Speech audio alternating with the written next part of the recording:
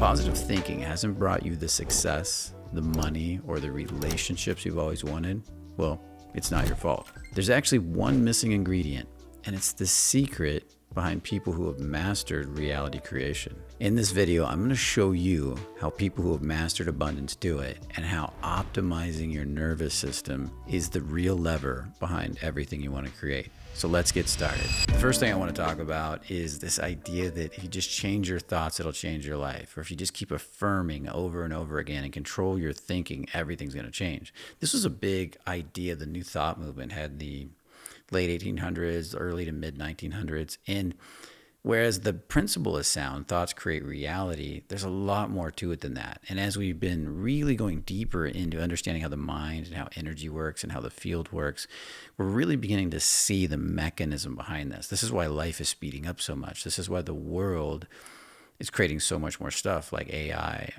planes, stuff that we just didn't have back then, cell phones, we're literally starting to do the impossible. If you go back and think about it, before the Wright brothers figured out how to fly, German scientists were saying that it was impossible to fly. There's no way it could ever be done. And then after the Wright brothers did it, they still didn't believe it until they saw it. And then when they saw it, think about it, Germans became the foremost experts in rocket science. So once that belief is in there, once the negative beliefs are shattered, everything changes. But if you just try to do it at the surface level, just with your thinking, unless you've got a really open mind, a really open field, a really positive reality at the causal level of your mind, the subconscious mind, it's going to be hard to change your thinking. Some people can do it, people that are really aligned in these ways. For a lot of people, it only creates more suffering. Because when you have a contracted field, when you're shut down, when you're pulled in, when Pandora's box is locked tight and the safe door is shut, you can do all the positive thinking you want in the world. But the truth is that sometimes that positive thinking is actually going to create the opposite of what you want. You think about abundance, you lose money. And that's not what we want, is it? So to really understand this, we got to understand what a thought actually is. And thought is really more or less just a label, a sound label that we gave to an idea. Somebody made up the word chair. There's a chair sitting right in front of me. Somebody made up the word chair. How about this? Somebody made up the word microphone. These words didn't exist before, and they're literally just sounds that come out of us that represent an idea. When the thoughts get solidified, they become a thought form. So a physical object in physical reality is a thought that is now stuck in form. Somebody had to think this into being. They had to think about it, draw it out, create it. And this all started, if you think about it, probably all the way back with the wheel. Somebody thought the wheel into being. Somebody thought their first rock tools into being. I can use this to do this. This is my tool, right? Stuff like that. So thoughts represent ideas. They're labels for ideas. Now, the key here is that a thought without energetic fuel, without something fueling it from inside the body, really has no power. How many thoughts do you have a day? And let me ask you a question. Would you want all those thoughts to come true? See, your thoughts do have power, but it's limited. If there's no energy behind the thoughts, no fuel behind the thoughts usually just float away. They usually just pass by. If you keep thinking a thought over and over and you give it really good fuel and there's no resistance in the subconscious mind and the causal mind, yes, then the thought can have an impact. But in general, thoughts are just labels for ideas, like street signs, right? I thought about that with my when I lived in Los Angeles. I would look at all the streets that had all the street signs, and I just thought, somebody just made all this up and gave it labels. This is now Redwood Street, and they decided it was Redwood Street. But before that, it was just a big open field. The real power in your thoughts, if they're going to have thoughts, if thoughts are going to really impact you when you say them, if an affirmation is going to have power on you, if you're going to say, I'm creating X reality, I'm going to create a business that makes $100,000 a month, the real power in those types of statements and thought come from deep in your subconscious mind at the causal reality. This is where we feel intention. Even before a thought, there's an intention. Like if I have the intention to go do the dishes, I don't have to label every step. I just hold that intention in mind, the image in mind, the feel, and I develop the feeling of the dishes already done, and then the body wants to go do it. Or I develop the feeling of wanting to go do the dishes to get the body started. You see, intention is the fuel at the deep level in the subconscious mind that creates reality. And then we start creating labels and thoughts for our intentions. And then if we think enough thoughts, almost like a chicken and an egg, the thoughts can come around and create more intentions or modify our intentions if they can get to that deep layer. The problem is at the deep subconscious layer, at the identity level, the layer that was created when you were a little child, when you were, first born all the way to probably 7, 8, or 9 years old, is usually pretty powerful. And even after that, you're still developing a lot of how you see the world. So this is why we call it your identity. When you want to shift something at that level, it does take a lot more work. It takes a lot more than just a few affirmations, because your identity, it's kind of like how you see yourself. It's hard to imagine me without this arm. And that's how the identity is. It's like cutting off an arm sometimes. The truth is, I don't need this arm to live. I can live without it, but I sure as hell don't want to lose it. The idea of losing it does not feel good. And that's how it is to the subconscious mind. You can make the change, but you have to be willing to dive a lot deeper than just thoughts, than just positive thinking, than just affirmations. You see, at a deep level, you have to open up. I talked about opening up the field in other videos, and really opening up and opening Pandora's box, opening the safe door and getting deep inside into the subconscious mind where the causal layer is. And most people, what they do is they overthink and overtalk and over explain with words, with talking, to compensate for not wanting to go that deep. You see, I had a client I was talking to last night. He was a new client. He was somebody I just met. And he wanted to tell me every story in the book about his relationships. He wanted to go through every drama, every trauma, and show me how him and his girlfriend were trauma bonded. And he was going after one, and he'd already broken up with her, by the way, but he was going after one story after another, and he was just rambling incessantly. And I let him go for a while so he could decharge some of that charge that was going on inside of him. But what he needed to realize, that most of that talking was so he could avoid the pain of actually stopping talking and feeling what was underneath all that, going deep inside and feeling those stored emotions. The talking is a distraction from what's stored in the subconscious at the causal layer, and what's stored at that identity that I talked about earlier, that identity from childhood, that nice guy, codependent identity that was created in childhood. Now, as I develop more rapport with a client, as I go deeper with the client, I can cut them off sooner and take them deeper into those emotions when they're ready to process them. It's really important that you go as deep as you can handle and no more, because there can often be a kickback. But when you get down into that subconscious mind, at that intentional layer, at that causal layer, your whole life can begin to change. And oftentimes it can begin to change fast. So to really understand how to get past positive thinking, we got to understand what your field actually is. Your field is an invisible space around your nervous system. It's basically your aura. It's this field, as the HeartMath Institute, it's an energy field that's around 6 to 10 feet out, studied in science, studied in mysticism. It's been studied forever. We all know it now exists. And it's how you connect to other people. It's how you enjoy the world. It's how you flow through life. And the more open your field is, and healthy it is, the happier you become, the more easy life becomes giving. The field is the way people feel you before you even start speaking. Somebody that's really open, you can feel coming into the room, wow, that person feels good. They look great. They can feel you feeling them. It's almost like, wow, I feel like I've known you forever, when somebody has a really open field and you really connect with them. And this basically works with your nervous system. This is where the traumas are stored deep down inside. When we have a hurt, inner, wounded child, like I did growing up, I was an extreme nice guy. I had lots of toxic shame. I was scared of the world. Your field will tend to collapse. And I would say that my field was almost permanently collapsed, and I didn't know what it was to open it. And I was with a teacher, luckily, that was relentless about getting me into feeling. That was his way of opening the field.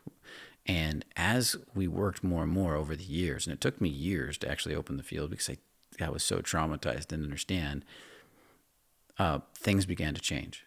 And when I first opened that field and really began to flow, it was almost shocking, the difference. I was like, is this what it's like to really enjoy life? Is this what it's like to really flow with the world around me? It didn't last very long, but it was an incredible experience.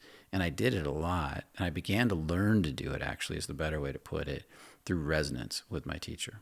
An open field communicates your safety, confidence, authenticity, and availability in seconds. For those of you out dating, having an open field is huge for finding a really good match for you. Learning to open your field and keeping your field open in relationships at the right time can be huge for finding somebody that's healthy and ready for a relationship too. Now, let's talk a little bit more about the field to really validate this idea in your mind. I want to talk again about the HeartMath Institute because they've done a lot of research on this. They're a very respected institute studying heart-brain coherence and human energetics. And the research shows that the heart produces a measurable electromagnetic field detectable from several feet away. And some people say 6 to 10 feet away. And that's crazy when you think about it. When the heart and the brain synchronize, your field becomes coherent. People can feel you instantly. People get magnetized to you, get pulled to you. And it's almost like you're a magnet. And the opposite happens too. When your field collapses and shuts down, you can literally push people away like you're the reverse side of a magnet. So now let's talk about mirror neurons. Through mirror neurons, humans unconsciously attune to the emotional and physical states of others. Your field becomes the instruction set their nervous system reads before you speak. Let's talk about the mystical traditions. Go over that really quick. Aramaic Jesus. I say Aramaic Jesus because I like to translate the Peshitta Bible from Aramaic. It's the oldest Aramaic text I can find and translate it. I always find I get some really good translations that way. Your eye is the lamp of your body. Inner radiance determines your outer experience. So the eye is the lamp of your body is Luke 11:34, and basically translated, its inner radiance determines your outer experience. Hermeticism, as within, without. Yogic and Vedic text, the aura is the energetic expression of consciousness through the body. So we've been talking about this for thousands of years, and now science is talking about it too.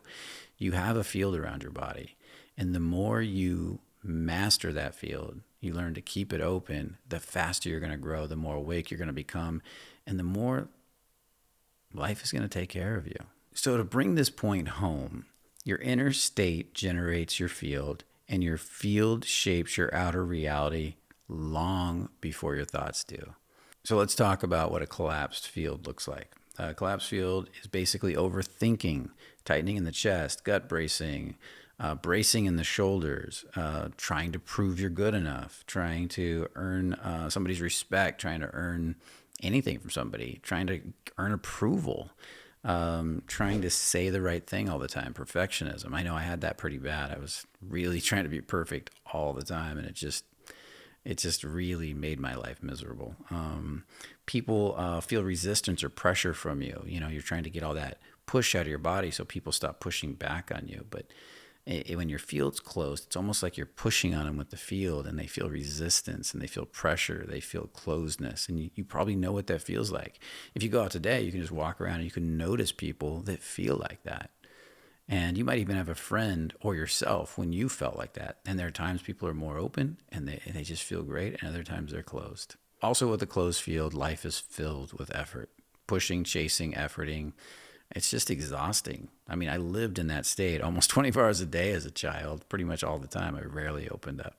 So I feel for anybody out there that is living in that state most of the time. You're not meant to live there. You're not meant to live like that. So with that said, let's talk about what an open field looks like. Breath softness, your breath relaxes. You're able to take deeper breaths and breathe out slowly, even slower than you breathe in. Awareness spreads through the whole body. You begin to feel your whole body, and that's what embodiment's about. Now I can feel my heart, I can feel my stomach, I can feel my legs. I'm not just up here, lost in reality. I remember a long time ago when I wasn't very embodied and I was thinking all the time, somebody would ask me, can you, the last 5 minutes, remember what your legs felt like? And literally there are times I couldn't. Can you remember, can you feel your back right now? Well, no, I couldn't. I was all up here in my head. That's all I could remember. Matter of fact, I would lose the awareness of the reality around me sometimes because I was thinking so much. I'd forget I walked a block or drove home, in the car. And I forgot the last 5 blocks I drove in the car. And if you're having those experiences, those are experiences of being in your head. You stop trying, and those are experiences of being in your head. But when you're in your body, everything feels amazing. I know I went backwards there a little bit to what the field feels like closed, but when you're in your body and you're thinking with the whole body, you're in the now. The body feels this moment right here, right now. I feel the chair beneath me. I feel my sit bones on the chair. I feel the ground beneath me. I feel the sensual nature of the floor if I grab with my toes. I can open my heart and fill the whole room with vulnerability, but not a needy vulnerability, a strong vulnerability, a sensitivity that feels really good. I can exchange information with the environment. I can enjoy artwork. God, I remember when I had a closed field, I'd go to a painting, a place where they had paintings, a museum. I couldn't think of the right word, and I didn't understand it. I just didn't get it. Why people were crying looking at paintings. There was a girl I was dating, and she was literally standing there crying looking at a Van Gogh. And I just didn't get it. Now I get it. Now I love to go see stuff like that. I love to let beauty in. I love to see a beautiful view. I'm not in my head always trying to get somewhere. I'm learning to stop and let everything in. And that's all I ever really wanted anyways. You'll also notice that people feel safe and drawn to you. People become curious about you. They want to know you better. They want to know more about you. And this is why success becomes so much easier with an open field, and why money gets drawn to you, people get drawn to you. That's why some people just seem lucky. And the last one I want to talk about is life becomes giving. Opportunities flow towards you instead of away from you. And that's awesome when that starts to happen. It feels amazing because I went through plenty of years where life was not giving at all. And I just didn't get it. Now I do. So let's talk about seeing beyond the physical. This is when you really start to develop the ability to really understand this idea of the field at a more literal level, not as a concept. As you rise up in consciousness, as you wake up more and more and your consciousness expands, you start staying open more and more, you begin sensing subtle shifts in your field. You begin sensing other people's fields. You begin feeling other people's emotions more. You begin to pick up on more stuff. Sometimes people get a little emotional during this phase when they're first starting to open. Maybe they have little bouts of tears and crying, sadness and beauty. They get stunned by something that's beautiful that in the past they might have never even noticed. And that's all a sign that your field is beginning to open more and more, and you're beginning to stay open more and more, and you're allowing this exchange of energy. You're letting in. You're letting stuff into your world, which is what we're meant to do. This is what Jesus meant by saying you have eyes to see and ears to hear. You're starting to pick up on the subtle. You're seeing with your inner eye. You're seeing the energy flow. You're starting to hear with the inner ears. I know in a lot of my embodiment classes, when we start doing the embodiment work and the energetics really start to turn on, at first clients will look at some of we'll do real subtle video review, slow motion video review of people moving, looking at their level of embodiment. At first people can't see much. But pretty soon they start seeing everything. And when it turns on, they almost wonder how they couldn't have seen all this energy shifting and emotion shifting in a person before. It's like turning on the matrix. Everything begins to change.